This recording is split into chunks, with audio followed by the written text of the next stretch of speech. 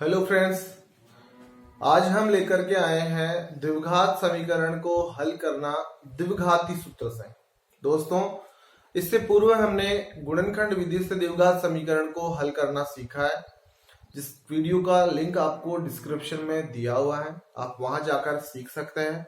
दोस्तों, आज हम सीखने वाले हैं द्विघाती सूत्र अथवा सिरधराचार्य सूत्र का फॉर्मूला जो होता है उसे हम किस प्रकार से द्विघात समीकरण में अप्लाई करें।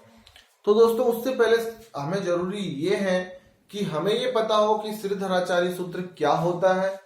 दोस्तों, सिरधराचार्य या द्विघाती सूत्र आप कह सकते हैं, और जो द्विघाती सूत्र होता है वो इस प्रकार से होता है: अक्स बराबर -b plus minus √b square minus 4ac बटा 2a।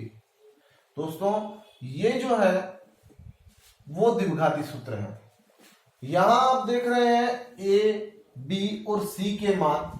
ये एबीसी के मान क्या होंगे? तो दोस्तों, एबीसी के मान जो होंगे वो आपको जानने से पहले आपको ये पता हो कि द्विघात समीकरण का जो व्यापक रूप होता है वो इस प्रकार से होता है: a x square plus b x plus c is equal to 0। दोस्तों, यहां अक्स स्क्वायर का गुणांक a होता है, अक्स का गुणांक b होता है, और जो अचर पद होता है वो c होता है। तो यहां से जैसे मान लीजिए हमने कोई समीकरण लिया, x square plus 2x minus 3 is equal to 0। दोस्तों, अगर आपको यहां पूछा जाए कि एबीसी के मान क्या होंगे तो आप बिल्कुल आसानी से बता सकते हैं। किस तरह से? कि यहां अचर पद मतलब c का मान होगा -3। यहां b की बात करें तो b होगा +2। यहां आप a की बात करें तो ध्यान दीजिए, देखिए विशेष तौर से आप दो बातों का यहां जरूर ध्यान रखें। एक तो ये प्रथम ये कि अगर आपको किसी भी अंक से पहले ऋणात्मक चिन्ह लिखा हो तो उस चिन्ह को आप जरूर उसके साथ अंक के साथ लेवें। दूसरा कि जैसे यहां स्थिति होती है, अक्सर हम गलती यहां कर जाते हैं कि a का मान या अक्स स्क्वायर का गुणांक कुछ दिया हुआ नहीं है तो हम झट से a बराबर 0 कर देते हैं। जी नहीं, बिल्कुल ये गलत हो जाता है, क्योंकि अक्स स्क्वायर आप किसी भी चर की बात करते हैं, अक्स हो, वाई हो, जेड हो, कुछ भी, तो वो जो चर होते हैं उनका गुणांक सदैव 1 माना जाता है। अगर उसके साथ कोई बड़ा गुणांक नहीं हो तो 1 उसका गुणांक सदैव माना जाता है। तो यहाँ a का जो मान होगा वो होगा 1। दोस्तों, इसके अतिरिक्त आप ये देखिए कि इसके अलावा जैसे अपने पास में समीकरण को हल करने से पहले 3 महत्वपूर्ण स्थितियां होती है दोस्तों। और वो 3 स्थितियां क्या होती है दोस्तों? वो होती है मूलों की प्रकृति जांचने की, कि जो मूल होंगे वो किस प्रकार के होंगे। मूल काल्पनिक होंगे, वास्तविक और बराबर होंगे या अलग अलग होंगे। तो ये जांचने के लिए 3 महत्वपूर्ण अपने पास में मेथड होते हैं। सबसे पहला होता है दोस्तों b स्क्वायर माइनस 4ac बराबर हो 0 के। अब यहाँ b स्क्वायर माइनस 4ac क्या होता है? तो दोस्तों, b स्क्वायर माइनस 4ac जो होता है उसे d से रिप्रेजेंट किया जाता है। सबसे पहली बात तो ये d से रिप्रेजेंट क्यों किया जाता है? क्योंकि इसे डिस्क्रिमिनेंट कहा जाता है। दूसरा, डिस्क्रिमिनेंट इसे हिंदी में लिखा जाता है विविक्त कर। तो दोस्तों, प्रश्न इस प्रकार से भी परीक्षा में पूछा जा सकता है कि जैसे कोई भी द्विघात समीकरण देकर के कहा जा सकता है कि द्विघात समीकरण का विविक्त कर ज्ञात कीजिए। तो अगर आपको ये पता नहीं है कि विविक्त कर क्या होता है तो आप वहां पे उलझन में पड़ सकते हैं। तो यहाँ आपको ये पता हो कि विविक्त कर जो होता है वो b स्क्वायर माइनस 4ac होता है। तो विविक्त कर के लिए जहां भी पूछा जाए आप इसका सॉल्यूशन करके उनके सामने रख देंगे तो विविक्त कर का मान आ जाएगा। तो यहां जो पहली स्थिति है कि b स्क्वायर माइनस 4ac बराबर हो 0 के, तो दोस्तों जो मूल होंगे वे वास्तविक होंगे, और वास्तविक होने के साथ साथ वे बराबर भी होंगे। अर्थात आप कहेंगे कि मूल वास्तविक और बराबर होंगे। यही स्थिति यहां होगी कि जब b स्क्वायर माइनस 4ac बड़ा हो 0 से तो क्या होगा? तो दोस्तों, वहां मूल जो होंगे वो वास्तविक तो होंगे लेकिन वे अलग अलग मूल होंगे। मूल जो है वास्तविक होने के साथ अलग अलग होंगे। दोस्तों, ये 2 स्थितियां ऐसी होती है जिनके मूलों का अस्तित्व होता है।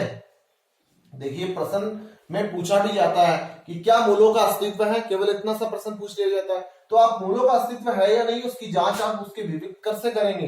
अगर वो बराबर है या वो बड़ा है 0 से तो मूलों का अस्तित्व होता है। और इसके अतिरिक्त तृतीय स्थिति होती है कि बी स्क्वायर माइनस 4ac जो है वो छोटा हो 0 से। तो दोस्तों मूल जो होते हैं वे काल्पनिक होते हैं, अर्थात वे वास्तविक नहीं होते। और जब भी वास्तविक नहीं होते हैं तो वो काल्पनिक होते हैं। और जब मूल काल्पनिक होते हैं तो मूलों का अस्तित्व नहीं होता है। और जब मूलों का अस्तित्व नहीं होता है तो आप उस तरह के प्रश्न को सिर्फ इतना लिख करके छोड़ सकते हैं कि यहाँ मूल काल्पनिक होंगे, इसलिए मूलों का अस्तित्व नहीं होगा। इन दो स्थितियों में हम द्विघात समीकरण को अंत तक हल करेंगे, जहां हमें x के 2 मान प्राप्त होंगे जो वास्तविक संख्याएं होंगी। तो दोस्तों ये तो थी मूलों की प्रकृति जांचने का मेथड। अब इसके अतिरिक्त हम हल करेंगे द्विघात समीकरण लेकर के उसके मूल ज्ञात करेंगे। तो यहां हमने जैसे मान लीजिए एक प्रश्न लिया है दोस्तों, 2x square minus 7x plus 3 बराबर 0। तो आपको अगर प्रश्न में इस प्रकार से लिखा है कि द्विघात समीकरण के मूलों का अस्तित्व यदि है तो उसे द्विघाती सूत्र से हल कीजिए। तो पहले आप ये जांच लें कि क्या द्विघात समीकरण के मूलों का अस्तित्व है। तो उसके लिए आप यहां से a b c के मान लेंगे। दोस्तों a b और c के मान यहाँ पे क्या होंगे आप देख सकते हैं। a बराबर 2, b बराबर -7 और c बराबर 3। यहां आप इसका डिस्क्रिमिनेंट ज्ञात करेंगे b स्क्वायर माइनस 4ac।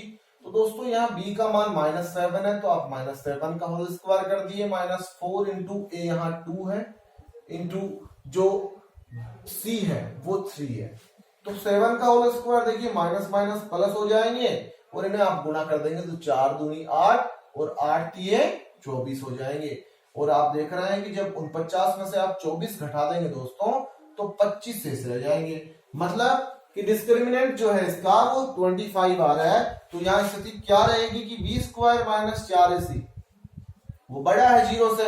अब जब ये बड़ा है 0 से तो मूल जो होंगे वे वास्तविक होंगे और वास्तविक होने के साथ साथ दोस्तों मूल अलग अलग होंगे। आइए हम इनके मूल ज्ञात करते हैं। तो यह सबसे पहले आपने श्रीधराचार्य सूत्र लिख लेना है। x बराबर -b plus minus under root B square minus 4ac बटा 2a। तो आपने देखिए x बराबर -b की जब बात करते हैं तो b का मान -7 है, ये माइनस और ये माइनस दोस्तों जब आप इन्हें गुणा करेंगे तो प्लस हो जाएंगे। तो प्लस का 7 प्लस माइनस आगे आपको b स्क्वायर माइनस 4ac के मान रखने हैं। आप देख सकते हैं b स्क्वायर माइनस 4ac के मान आपने यहाँ रख चुके हैं और इसे आपने हल किया था तो आपके पास में 25 आए थे। आप सीधा यहां से ये मान यहाँ रख सकते हैं, अन्यथा आप a b और c के मान यहां से रख करके इसे हल करेंगे तो ये स्थिति आने वाली, तो आप वैसे भी हल कर सकते हैं। तो हमने यहाँ पे सीधा लिख लिया कि ये इसका मान 25 है। फिर 2 इंटू a का मान यहाँ 2 है, ये 2 लिख दिए। आप देखिए 7 का 7 प्लस माइनस आप रूट 25 को क्या लिख सकते हैं दोस्तों 5 और 2 गुणा 2 4 हो जाते हैं।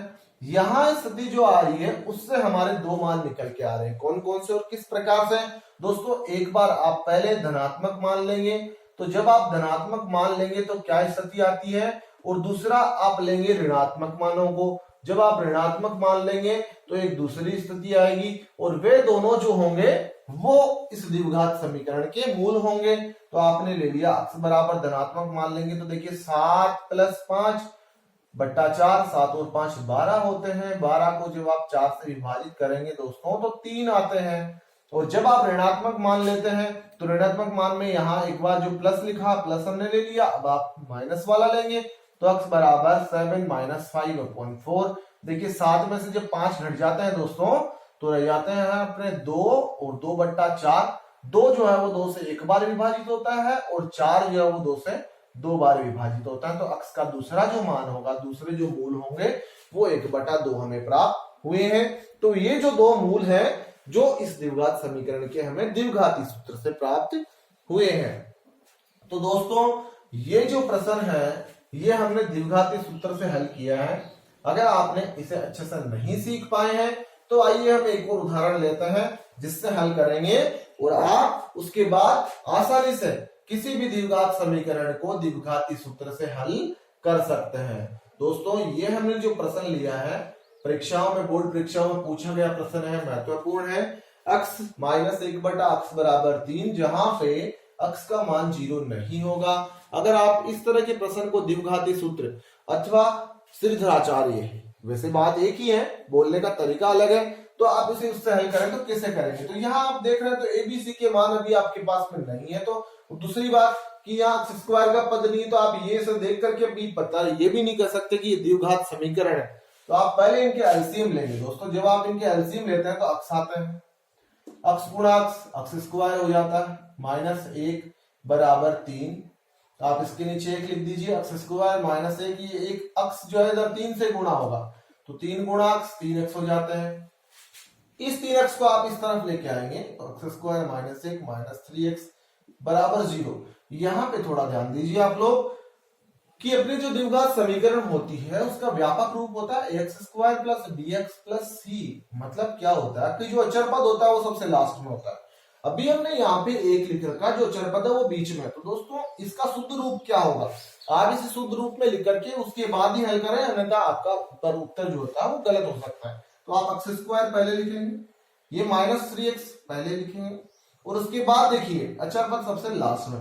ध्यान रहे यहाँ हमने केवल इनके स्थान पर ही इनके स्थान परिवर्तन किए हैं, यहीं पर ही इन्हें आगे पीछे किया तो इनके चिन्ह परिवर्तित नहीं होंगे। अगर ये बराबर से उस तरफ भेजे जाते तब इनके चिन्ह परिवर्तित होते। तो यहाँ आप देख रहे हैं a का मान 1 है, b का मान -3 है और c का मान -1 है। दोस्तों इन मानों को आप श्रीधराचार्य सूत्र में रखेंगे तो क्या स्थिति आती है, x बराबर -b plus minus b square -4ac बटा 2 इंटू a। यहाँ -b जो है वो b का मान -3, देखिए माइनस और ये सूत्र वाला माइनस तो प्लस हो जाएंगे, प्लस माइनस b स्क्वायर तो -3 का स्क्वायर करेंगे तो दोस्तों -3 का स्क्वायर 9 हो जाता है, और -4 गुणा a, तो a यहाँ 1 है और b यहाँ c यहाँ -1 है, तो ये -1 अपॉन 2 इंटू a, फिर से a का मान 1 है। जब आप इन्हें हल करने वाले तो देखिए 3 प्लस माइनस 9 के 9, और यहाँ देखिए जब आप इन्हें गुणा कर रहे हैं ये माइनस के और ये माइनस के, तो माइनस माइनस गुणा होके दोस्तों प्लस हो जाते हैं। और आप किसी संख्या को 1 से गुणा करते हैं तो वही संख्या वापस आती है, लेकिन चिन्ह का आप विशेष तौर से ध्यान रखेंगे तो माइनस माइनस प्लस हो जाते हैं। और अपॉन 2 इंटू 1 2 रहेगा, x बराबर 3 प्लस माइनस 9 और 4 13 हो जाते हैं बटा 2।